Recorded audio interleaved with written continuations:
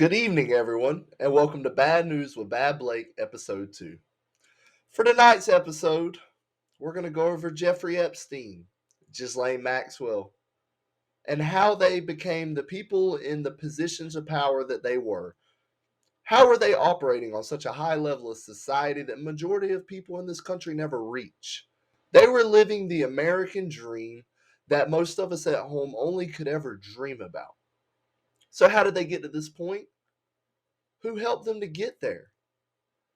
And why is it this is being celebrated? These files being released. I myself personally was considering celebrating it as well. I actually went out and I bought a cigar for tonight's episode, episode 2. And as I put it in my mouth to smoke for my episode, I realized something. There's actually nothing to celebrate. Because just as easily as I could go to the store and buy this said cigar and smoke it and be happy, drink my water, enjoy myself, have a great night telling the world what is going on, so can all the people mentioned in the documents. So can all the former presidents mentioned in the documents. All the people of power mentioned in the documents. The billionaires, the millionaires, as they fly on their private jets tonight happily. We are still living at home, sad, impoverished, and pretending as if none of this happened, as if the leaders of the free world aren't surrounding themselves with pedophiles. And some of them themselves are pedophiles. A former president is mentioned in the document, a president of the United States. Not one, but two former presidents are mentioned. One is mentioned for some very nefarious things, whereas the other, his name is mentioned multiple times, and it is yet to be released of him doing anything nefarious. So we will look into that. We'll look into both presidents that are mentioned. And I just want everyone at home to really sit here and contemplate. While we're out, and let's say tomorrow I decide to go out and attack someone who is a pedophile. I happen to find out this said individual is a pedophile, and when I run into them, I assault them. I punch them in the face because they're a worthless human being. They're dirty, they're gross, and they don't deserve the air that we breathe because they're a pedophile. I would be the one to go to prison. I would go to jail. I would be charged with a crime, and I would be imprisoned, potentially indefinitely, depending upon the damage I do to them. Whereas these individuals named in the documents are all in their mansions, on their jets. No charges have been brought against them, nor probably will they. And if they were imprisoned, they would more than likely threaten to expose other individuals of power who were involved in the same activities, and they would be suicided, just like Jeffrey Epstein. If I continue to do this news and I became big enough and I actually made a difference, and people began listening to me and saying, wow, he's doing his research, he's finding these things out, and he's telling us what the world is doing in front of us, I could potentially be suicided as well. Because what people fail to understand is Jeffrey Epstein is not the figurehead of this operation. Jeffrey Epstein is not the leader. He is not some underground individual who is the leader of the Illuminati or anything crazy such as that. No. Jeffrey Epstein was just a poster boy. He was a highly praised individual in this pedophile network, but he wasn't top dog. Jeffrey Epstein didn't even have money he made on his own. He was a financial advisor with one client. So how did Jeffrey Epstein come in cahoots with this one client who may or may not have owned Victoria's Secret, Bath and Body Works, multitude of holdings in a lot of other companies. How did he gain this client? Could I go out and get a client that owns Victoria's Secret just by a finance degree that I don't actually have by lying? The answer to that question is no, absolutely not. Maybe, if I sold my soul, maybe I could get a job like that. But more than likely, that's not going to happen. Because A, I'm not going to sell my soul. And B, I'm not going to be a pedophile. Why would I? I think we should hit them, everyone we see. However, I cannot advocate violence against anyone because I plan to have a social media platform. So that was all satirical humor, of course, every bit of violence that I may or may not have encouraged. So let's examine Jeffrey Epstein and see who was behind him. Was Jeffrey Epstein just a puppet for a larger organization that he came into through Ghislaine? The answer to that is, in fact, yes. To really understand Jeffrey Epstein, we must look at his sole client. The sole client of Jeffrey Epstein was a man named Les Wexner. Les Wexner owned Victoria's Secret and Bath and Body Works. Those are his two most notable businesses he was in charge of. So he hires Jeffrey Epstein, who was introduced to him by Ghislaine Maxwell. How does Ghislaine Maxwell know Les Wexner, the owner of these billion-dollar companies? This billionaire has billions of dollars. He can do with as he pleases whatever he wishes to do. And what does he do with it? He puts it all in the control of Jeffrey Epstein. Jeffrey Epstein had a power of attorney over Les Wexner's money. Les Wexner is where we're going to start. Les Wexner and Robert Maxwell, father of Ghislaine, they were the founders of a group, an international network of millionaires and billionaires that all belong to one ethnic group. And they all, as a group, work together in their respective countries to push agendas, to invest in companies, to push propaganda that practices ethnophilanthropy. If you're not familiar with ethnophilanthropy, is indeed the practice of philanthropy that only benefits one ethnic group. Sounds a little racist in our new age world of DEI and affirmative action. How do these billionaires, who majority of them fund these sorts of things, DEI and affirmative action, how do they have a group of their own that no one really knows about that only invests for the sake of one country on the planet and for their one race of people?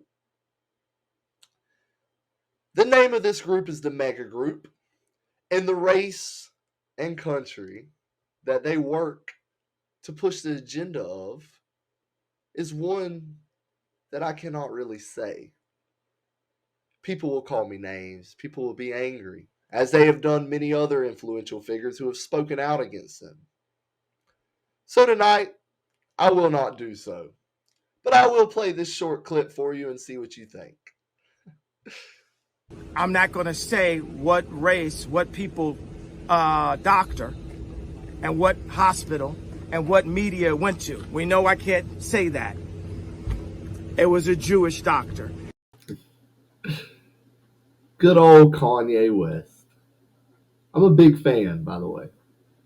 However, now that we have spoke about who the mega group is out to push the agenda for, let's examine one member of the mega group with the closest tie to Epstein through his own daughter. Ghislaine Maxwell's father was Robert Maxwell. He owned the largest publishing company in the UK. He was a decorated war hero, a hustler, Any amount of research on him will tell you this man was hungry for power. There's a documentary by the BBC which states that he asked the MI6 for a loan to actually start his publishing company, which eventually would turn into the media conglomerate that it became. He was one of the largest owners of media in the United Kingdom. How did Robert Maxwell push the agenda of the mega group by owning the largest media group in the UK? You see, that's pretty simple because media is influence. And when you decide what the people read and what the people hear, and you deny them of hearing facts that counter your narrative that you're creating, it's very easy to influence society. So Robert Maxwell would push propaganda, much like the communists. But everything he did was for the sake of his religion and his group, his network, I should say, of individuals that backed him, other wealthy business owners who were doing their own best to push the same agenda in their respective fields. So, Robert Maxwell, media conglomerate. This is this is almost ironic to me. Can anyone guess how Robert Maxwell met his demise? Any guesses? Any takers?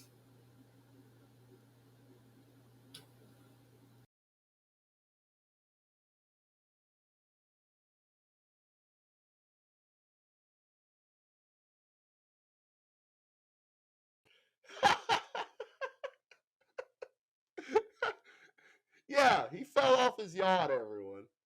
He couldn't swim. He survived war. He never learned to swim. He fell off his yacht. He died. No staff was there. No one could even throw him a raft. He was too big, too fat for the raft, right? It absolutely baffles me. How many people die when they're involved in these kind of activities on such a high level? These are the richest men in the world parading around in private jets and on yachts, and they just so happen to just die. Jeffrey Epstein in the maximum security prison in New York just dies. He just, oh, dead. Found him dead. He's gone. And everyone just goes about their day. It's in the news for a day. Oh, oh, yeah, he died. Hung himself, of course. Robert Maxwell, years ago, but same scenario. Involved with all these agencies, all the three-letter agencies, and Mossad. He was a Mossad spy. A man back in the day actually made this claim. He said during Robert Maxwell's lifetime, he said, quote unquote, that Robert Maxwell is a Mossad spy. And what did Robert Maxwell do in return? He didn't just say, hey, no, I'm not. I'm not a Mossad spy. I'm a successful business owner. I earned this all on my own. No, he used his propaganda machine to convince the general populace that the man who made this claim was insane, was a crazy person. He totally discredited every bit of work this man had ever done. Does that sound familiar? Maybe like someone in the clip earlier, the richest black man on the planet. He spoke out against these agencies, these powerful businessmen. And look what happened to him. He's insane. He's off his meds. So, Robert Maxwell, the suicide master, Robert Maxwell, the horrible swimmer, he was in the mega group, as I stated.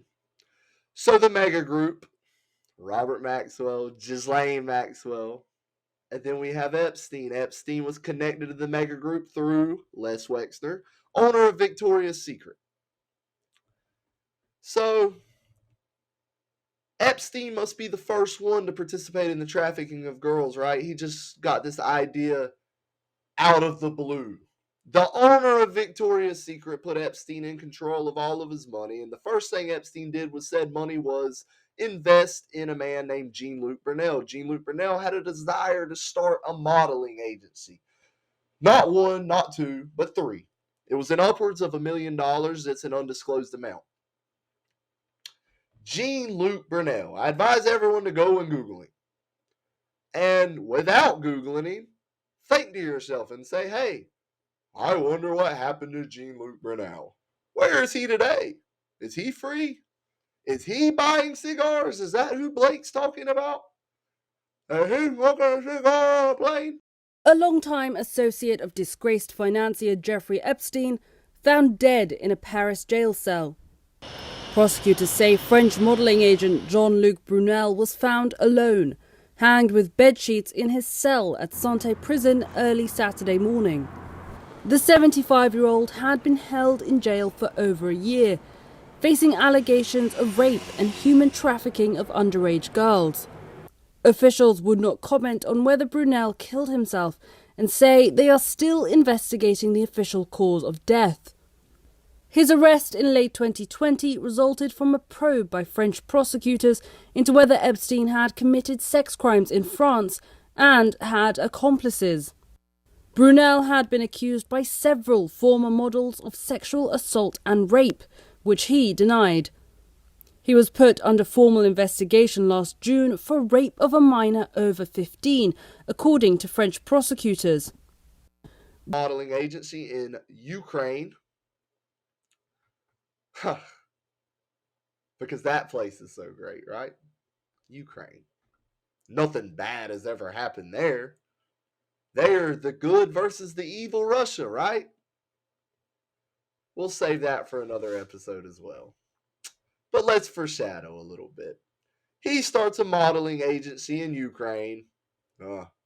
Convenient. But he also started one in Miami, as well as New York. So he starts these 3 modeling agencies, and what does he do with modeling agencies? Well, with his modeling agencies, I should say. Well, that's not exactly public record for some reason.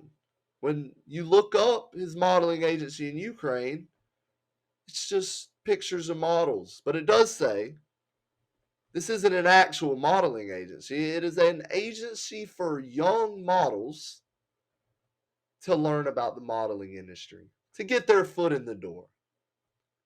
Seems fishy to me, but I cannot make baseless claims, so I'm not sure. Look up the website. Look up Jean-Luc Brunel, the modeling agency he started, and do your own research. Look at the website.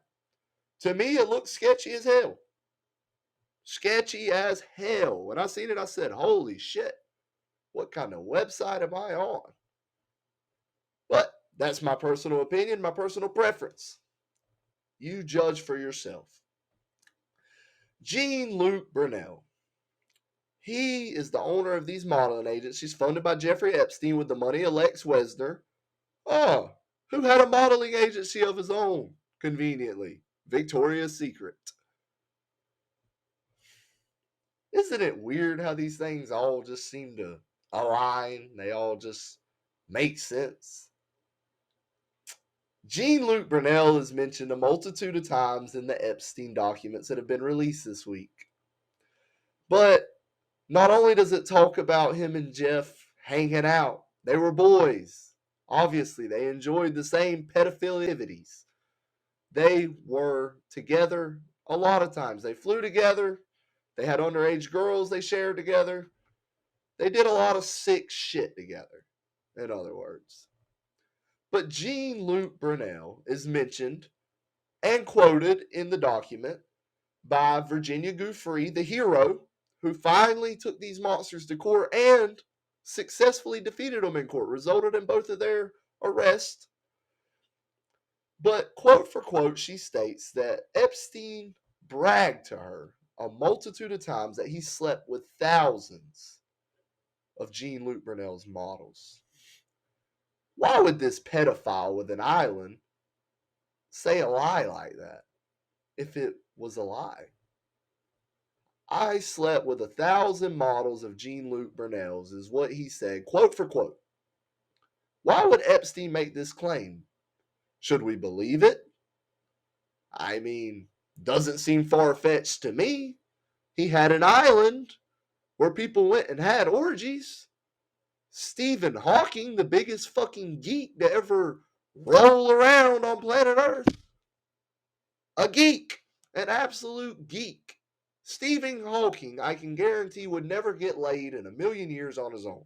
So what does he do? He goes to some rich pedophile's island and participates in teenage orgies. So Stephen Hawking, the little dork nerd geek, DNG, was participating in pedophilia. Disgusting. Loser. But I can't punch him in the face.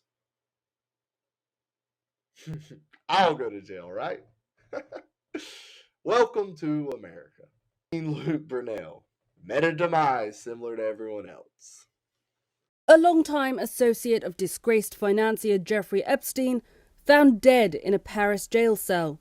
So that is Jean-Luc Brunel. Let's wrap this up. So you have the mega group. You have Robert Maxwell, Les Wexner. You have Robert Maxwell's daughter, Ghislaine, who begins eloping with Jeffrey Epstein, who then is introduced to the mega group and Les Wexner through her. He's given the ability to spend Les Wexner's money. He's given a power of attorney over said money. His first investment is in a modeling agency involving Mr. Jean-Luc Brunel. These pedophiles were funded by the mega group. And why is that, you might ask? Why would the mega group spend their money on pedophiles and promoting pedophilia? Well, the answer is quite simple, really. Les Wexner owns a group called the Wexner Group. The Wexner Group is a holding company. They have a lot of power. They own a lot of businesses, and some of those businesses used to involve Victoria's Secret and Bath and Body Works before he stepped down. But another thing the Wexner Group does is advocate for Jewish leadership. This isn't just in Israel. This isn't just in America. This isn't just in the UK. This is international. They advocate for Jewish leadership. What better way to put people in positions of power than blackmailing the competition? What better way to make these people, when they're in a position of power, do the things you want them to do than through the use of blackmail? You see, these three-letter agencies, CIA, FBI, Mossad, MI6, they all engage in espionage, blackmail, intelligence, and it is a battle between them, a power struggle of which intelligence agency can have the most power and the most people under their control. The more people that they blackmail, the more people that are going to behave exactly how they would like for them to behave. So you have these players in the game, Epstein, Jean-Luc Brunel.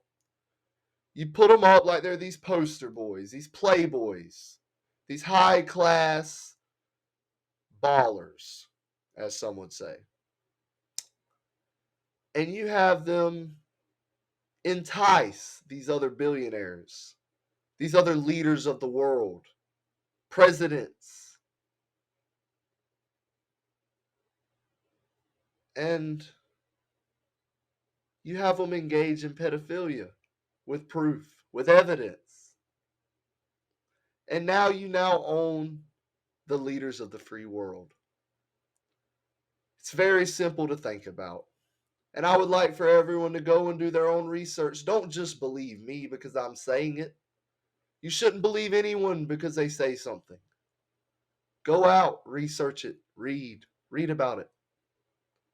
And most of all, stay classy, everyone. And have a good night. This is episode 2, and there will be more to come, and I hope you continue to tune in, and I plan to get better and better each and every